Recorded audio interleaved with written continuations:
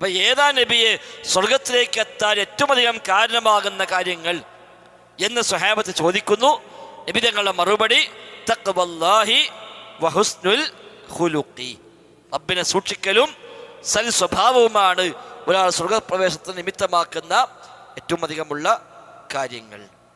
ഇനി നേരെ വിപരീതം, വസുഇല അൻ അക്സരി മാ യുദ്ഖിലുൻ നാസ അന്നാർ.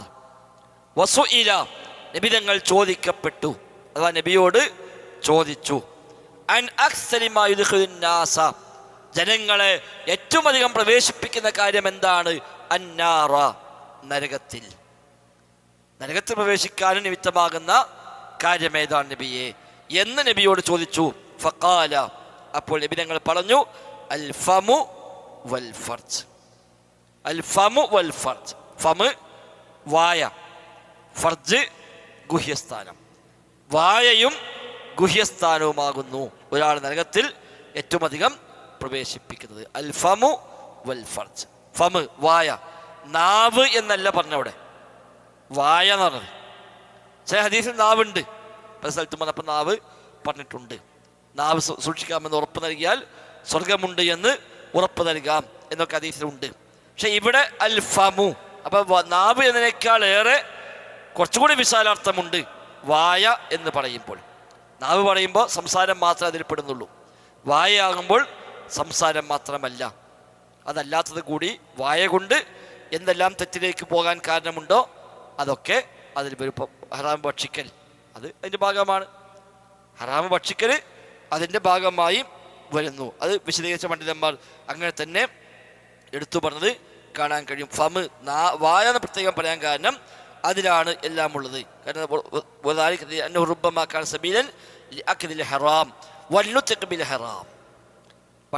ഹറാം ഭക്ഷിക്കുവാനും ഹറാം സംസാരിക്കുവാനുമെല്ലാം വായ നിമിത്തമായി മാറുന്നു. ഫയകൂനു ഫീഹി ഹലാകുൽ ഇൻസാൻ, അത് മനുഷ്യൻ്റെ നാശത്തിനുള്ള കാരണമായി മാറുകയും ചെയ്യും. ഹറാമ് തിന്നാൽ ആ ശരീരം പിന്നെ സ്വർഗത്തിലേക്ക് പറ്റൂല എന്നാണ്. അപ്പം ശരീരത്തിലെ ഏത് ഭാഗത്തേക്കും ഹറാമ് എത്തൽ വായിലൂടെയാണ്. ഹറാമ് തിന്ന് ശരീരം ഹറാമിനാൽ തളിച്ചു കൊഴുത്തുവെങ്കിൽ ആ ശരീരം സ്വർഗത്തിലേക്ക് പറ്റില്ല. കുല്ലു ലഹ്മിൻ നബത മിൻ സുഹ്തിൻ ഫന്നാറു ഔലാ ബിഹി. കുല്ലു ലഹ്മിൻ, എല്ലാ മാംസവും, നബത മിൻ സുഹ്തിൻ, അന്യായമായ സമ്പാദ്യത്തിനാൽ മുളച്ചുണ്ടായ മാംസം, ഫന്നാറു ഔലാ ബിഹി, നരകമാണ് അതിന് ഏറ്റവും അർഹമായത്. മറ്റു ചില റിപ്പോർട്ടുകളിൽ ലാ യദ്ഖുലുൽ ജന്ന ലഹ്മുൻ നബത മിൻ സുഹ്തിൻ, അന്യായമായ സമ്പത്തിനാൽ മുളച്ചുണ്ടായ മാംസം നരകത്തിൽ പ്രവേശിക്കുകയില്ല.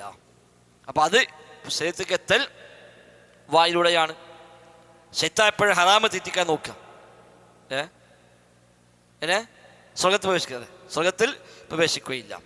ശൈത്താൻ എപ്പോഴും ഹറാമ് തീറ്റിക്കാനാണ് ശ്രമിക്കുക. കാരണം ഹറാമ് ശരീരത്തിൽ എത്തിക്കഴിഞ്ഞാൽ അതിൻ്റെ ഒരു തീർ, അതിൻ്റെ സ്വാധീനം അവൻ്റെ വിശ്വാസത്തിൽ മുതൽ സ്വഭാവത്തിൽ മുതൽ എല്ലാം ഉണ്ട്. അപ്പോൾ ഇബ്നു ഖയ്യിം റഹിമഹുല്ലാഹ് വിശദമായി പറയുന്നുണ്ട്, ഈ അല്ലാഹ് ഹറാമാക്കിയ ഭക്ഷണ വസ്തുക്കൾ പലതും തിന്നാൻ പാടില്ലല്ലോ.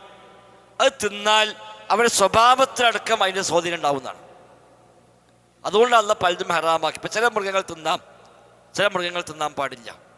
എന്താ അപ്പം അതും കൂടി അനുവദിച്ചാൽ അള്ളാഹ്ക്ക് നഷ്ടമുള്ളത്? ഈ ആടും പശുവും കോഴിയൊക്കെ അനുവദിച്ച അള്ളാഹ്ക്ക് പൂച്ചനും നായനും തിന്നാം എന്ന് പറഞ്ഞാൽ അള്ളാഹ്ക്ക് വല്ല നഷ്ടമുണ്ടോ? ഒന്നുമില്ലല്ലോ. അപ്പം അള്ളൊരു സംഗതി ഹറാമാക്കിയിട്ടുണ്ടെങ്കിൽ അത് മനുഷ്യ ശരീരത്തെ പല രൂപത്തിൽ സ്വാധീനിക്കും. സാധാരണ എന്താണോ കഴിക്കുന്നത് അതിൻ്റെ സ്വഭാവം അടക്കമോ ഉണ്ടാവുന്നതാണ്. അവർ ഏറ്റവും അധികം കഴിക്കുന്നത് എന്താണോ അതിൻ്റെ സ്വഭാവം ആ മനുഷ്യനിൽ ഉണ്ടാകും. അതുകൊണ്ട് തന്നെ അള്ളാഹ് ഹറാമാക്കിയ ഏതെല്ലാം ഭക്ഷ്യപദാർത്ഥമുണ്ടോ അത് കഴിക്കുക വഴി അവൻ്റെ സ്വഭാവത്തിലടക്കം അതിൻ്റെ ഒരു ദൂഷ്യം പ്രകടമാകും.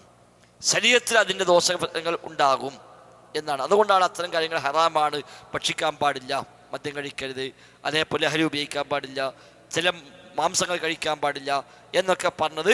അത്തരം സ്വാധീനങ്ങൾ അതിനുണ്ട്. നല്ല തിന്നാൻ തിരിച്ചുകൊണ്ട് അള്ളാഹ് തിന്നാൻ പറഞ്ഞപ്പോഴും പറഞ്ഞതാണ് ഹലാലും ത്വയ്യിബ് തന്നു. ഹലാല് മാത്രമല്ല ത്വയ്യിബും കൂടി ആവുക. ഇപ്പം ത്വയ്യിബ് കഴിക്കുമ്പോഴാണ് ആളും നന്നാവുക. ഇന്നല്ലാഹു ത്വയ്യിബുൻ ലാ യഖ്ബലുല്ലാ ത്വയ്യിബൻ, അള്ളാഹു ത്വയ്യിബാണ്, ത്വയ്യിബല്ലാതെ അവൻ സ്വീകരിക്കുകയില്ല എന്ന ഹദീസിൽ കാണാം. അപ്പം അള്ളാഹ് ത്വയ്യിബാണ്, അള്ളാഹു വിശിഷ്ടനാണ്, അവൻ വിശിഷ്ടമായത് മാത്രമേ അള്ളാഹു തആല സ്വീകരിക്കുകയുള്ളൂ. അപ്പോൾ അവിടെയൊക്കെ ത്വയ്യിബ് തിന്നാൻ പറഞ്ഞു. ത്വയ്യിബ് തിന്നുമ്പോൾ സ്വഭാവം നന്നാകും, അവൻ്റെ ശരീരത്തിൻ്റെ ഘടകങ്ങളടക്കം അതുവഴി നന്നാകും. അതാണ് അന്യായമായ സമ്പത്തിനാൽ മുളച്ചു വന്ന മാംസം നരകത്തിലേക്കത് സ്വർഗത്തിലേക്കത് പറ്റുകയില്ല, സ്വർഗത്തിൽ പ്രവേശിക്കുകയില്ല എന്നൊക്കെ പറയാൻ കാരണം അതുകൂടിയാണ്. ഖുർആൻ തന്നെ പറഞ്ഞല്ലോ,